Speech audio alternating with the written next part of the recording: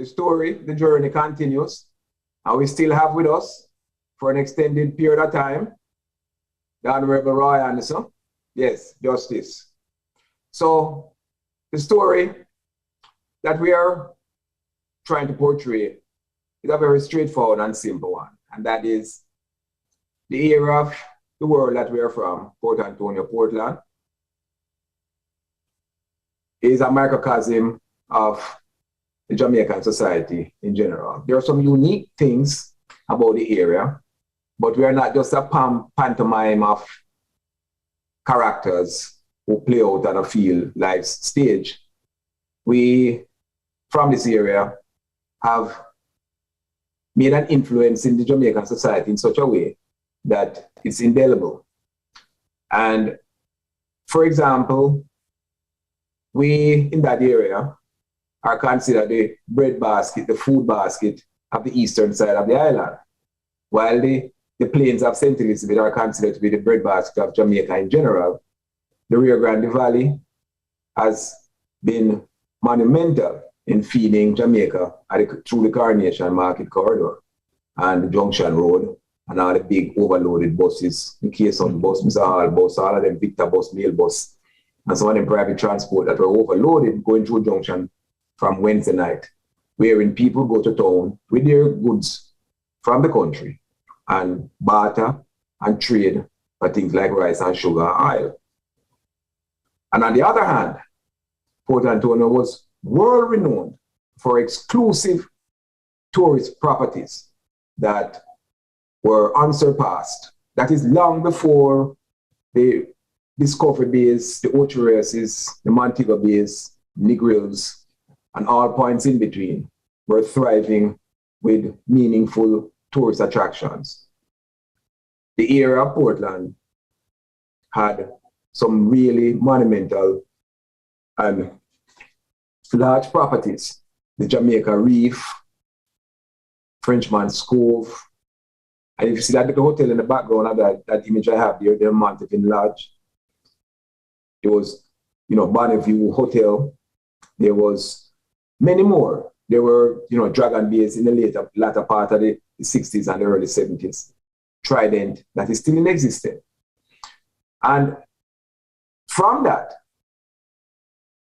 there was this notion that there was going to be a niche market for that area. But while we're not saying that time forgot the area, a lot of the development that was supposed to have come through never did really happen. And the area of Port Antonio, Portland was also a reflection of class structures. And we're going to touch that in a light way without getting too political, without getting too overly socially conscious. But we're going to touch it in such a way that people realize that, like when you move to foreign countries and you experience things like classism and racism, and people make mention of the fact that they never really experienced it because where they came from, people just saw you for who you were and not because of the color of your skin and so on. There are some reasons to believe otherwise. And what we experienced there, like for example, in the banking system and the hotel industry, where people couldn't venture onto their beaches. And talking about beaches, public beaches in Jamaica, there's still a struggle. It was only the other day that we're struggling with Winifred to have access for the locals. Because remember now, there are many Caribbean countries like Grenada and Antigua that there's no such thing as a private beach. No matter how much you own the land that adjoin the beach, you are not the owner of the beach. The beach belongs to the public. However, with access comes responsibility. And probably some of the issues we face in Jamaican society is indiscipline and the lack of respect for the environment. So while we have Justice Anderson with us this evening, one of the things I want to bring to the table, Justice, is from your perspective, growing up in that area and having traveled and having come back to the area, just kind of give us an overview as to how you see or how you saw it as compared to now, the development in terms of how accepting people were or are of the ordinary John Q public as it relates to the tourist industry. Because, for example, the tourist industry was the jumping off point for many migrants Many people who left Jamaica through cruise ships, many people who left Jamaica through opportunities through music. Many people who left the Port Antonio area and went to other areas of Jamaica because of their skill set in dance and music presentations, singing and so on. So from your perspective, Justice, can you just give me an overview, and the rest of the show is yours. Okay, great. Thanks very much, Paul. I really feel so privileged to be part of this that to really just remind us who we are and why we are who we are. So one quick point I need to make is that whereas in Barbados, there's a law, a program based on a law which is called Windows to the Sea. In Jamaica, we don't have that because the fact of the matter is that beaches can't be owned privately. The beaches in Jamaica are owned by the state. It's owned by the Queen, call it that. What stops you from going to the beach is access. So you can't go through the hotel premises. But if you took a boat and you came around and landed on the beach, they can't put you up because you're not a trespasser. But in Barbados, they have what is called Windows to the Sea, or Windows to the World, which basically says that every beach must have access to the local people. And so that distinguishes Barbados in particular from what happened in our case. And, hopefully we can get to that point where we have a Windows to the Sea as well. Yes, sir. To go back to the question of tourism, it's one of my favorite topics because, I have been fortunate. I'm fortunate enough, God has spared my life, to have been born just a few years after the watershed year of 1938, which Jamaica is the kind of beginnings, the foundations of modern Jamaica. The riots of the sugar estates and so on. And then in 1944, the Great Hurricane and the war which ended in 1945. All of that just goes a little bit before me. But one has to recall that the cradle of Jamaican tourism was actually Port Antonio, because that is where the original tourists used to come in on the famous banana boats to load bananas. But only a few people could afford to come on those banana boats, and people who were well off. So they came in, and what is interesting is that it became a haven for a foundation for tourism, but it also became, in a sense, a haven for those who felt that they were more entitled to stay away from the masses. So the Titchfield Hotel, which was in the 19th century, which burned down and was replaced by the Titchfield Hotel that some of us remember, which then changed to the Jamaica Reef Hotel. At one stage was owned by the famous Errol Flynn. Errol Flynn, who, just by way of a passing, Errol Flynn, when he died, the question of where he was domiciled, because that determined how his estate passed. The English courts, which tried the matter, found that he was actually domiciled in Jamaica. And so his estate passed according to the interstate laws of Jamaica. And just to note that, it is said one of the judges trying that case referred to Flynn, who was well known for his book was called My Wicked Ways. He was described as a sexual athlete of Olympian proportions. Gold medalist. and he sailed exactly into Port Antonio and was never the same after that. Yes. And it was part of that romance which came with the fact that Errol Flynn had a connection with Port Antonio, Portland, yes. And that people started coming to Portland to enjoy what it was that Flynn, this fast-buckling movie star, with his sword and, Three Musketeers and all those kind of films. What is it that he had found in Portland? And it was only much later on that you had other hotels developing along the North Coast. But the other thing to note is that the Frenchman's Cove Hotel, which was initially originally, I think still is owned by the Weston family, it was the first all-inclusive that Jamaica knew. And it was all-inclusive in that if you were a guest at the hotel and you had paid your fare and you wanted one morning to get a helicopter into Kingston, they provided that. It was literally all-inclusive. Yes. So that became the prototype for the later, development of the all-inclusives on the North Coast. But this was long before Ocho and Discover Bay and Falmouth and so on were even known for tourism. I mean, even Montego Bay came later. But one of the things about Port Antonio that you recognize is that because it started off as the exclusive area for people who are well-to-do who came in the banana boats. Areas of Port Antonio, just outside Port Antonio, notably places like San and so on, became the place where well-to-do royalty people like the Aga Khan and family of the Aga Khan actually bought property and built houses. And if you drive through, if you go up the hill of San, you can see now the fact is that in many cases, some of those buildings, you and me couldn't own them, Paul. Tell the truth.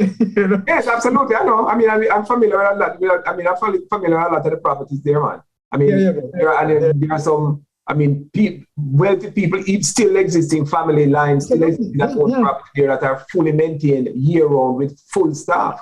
5-6 people are there full time for the year. I got a kind of close look at that because I mean, when people like the Aga Khan and the late Colonel Gayson was a retired English colonel, came to Portland and they all lived in that area, east of Port Antonio. My mother was a dressmaker. Nowadays you'd call her a seamstress. Right. And she for several of them, I mean, their bandana shirts and thing. And I mean, so I got a close-up look at some of these people. I mean, him, a whole retired general that, I got a close look at those kind of people. And you recognize that when they came to Port Antonio, they didn't exhibit any classism. I think one of the things that they employed staff, but they tended to mix in Port Antonio. You see them in the markets and on West Street and William Street. And so there was never that kind of division between them and the local society. Although on the other hand, within the local society, there were clear divisions between what you might call the old brown middle class Jamaican and the working classes who look more like me. So and there was that. So I'll give you a story when we finish here about of two instances. One of what I call racism and one of classism, which I can personally attest to, because and as I said, I have lived long enough to understand how that evolution has taken place, where we now don't feel that because you're black you can't do good things, So but so the starting of the foundation of the hotel, the tourism industry in Portland with the Titchfield Hotel, later on Jamaica Reef Hotel, and one of the hotels in Port Antonio was of course the Bonneview, which was owned by an American couple, the Arnett's, way up on top of and that was also as difficult as it was to drive or walk up that hill. Americans came just to go to the Bonneview. Yes. Because it was a special place to come on holiday. So there was the Titchfield Hotel, and then you had later on. I mean, you mentioned the Montevin Lodge. When I was growing up as a schoolboy, the Montevin Lodge was a residence for the Honorable C.L.G. Enriquez, who later became president of our Court of Appeal. That was where he lived, So, but things evolve, yes.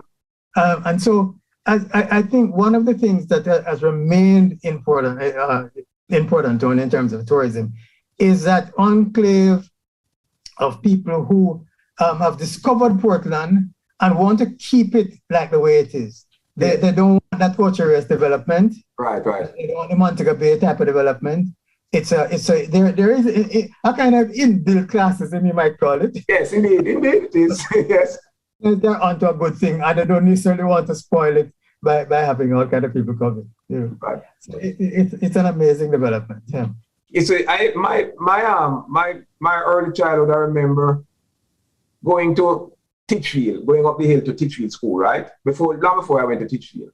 And in order to go to the beach or to go out into the channel, you had to bypass this obstacle course on the other side of Jamaica Reef that that's borders around by the seaside there. Oh man, that you talk about when you get past that, my brother, you scratch up your scrape, but by the time you get to the other side, just go to the beach or go over to the buoy to jump off of the buoy. And that was a big deal on a Sunday, to get to the buoy. But to get to the point where you can't get out to the buoy, it's like a true obstacle course. So, for example, properties like Frenchman's Cove, you would only under, I don't know, maybe you have a function where somebody carry you, but you never have the opportunity to venture into those properties at all. But one thing I always remember is that when so-called celebrities would come into town, people never flocked them. That's true. It's still the case. People could always pass through the town. It's just kind of nondescript and just go about their daily lives. I even saw the other day, what was his name from Rolling Stone was there, and nobody really bothered them or so on. But one of the special features of Port Antonio, but Elizabeth Taylor was regularly in Port Antonio because she was a good friend of Ernest Mack. Right. Exactly. Always in Port Antonio. With her husband, Eddie Fisher, was another international celebrity. Right. You didn't see people flocking them like, yeah, but the irony of it all is like, I think like life has come full circle. And I think at some point in time, within the next 15, 20 years, the exclusivity that Port Antonio offered initially in the 50s and the 60s will come back, but at a different kind of understanding about how you incorporate locals and let them understand that this is part and parcel of their own lives, and not just some separate where people just live in these mansions and these enclaves where people can't venture. So my understanding is that at some point in time, when the stories are truly told, that era that we're from is unique in many ways. While it's not, we have the ocean, we have the rivers, we have the streams, we have the birds, we have the bees. We have this uniqueness about us, and how it has, gone beyond our borders, beyond the borders of Portland and St. Thomas, or Portland and St. Mary, or Portland and St. Andrew, and gone far and wide, overseas and all over. But when you look back and understand, when you look at each item, we're not just talking about the pantomime of characters within the town. We're just talking about institutions.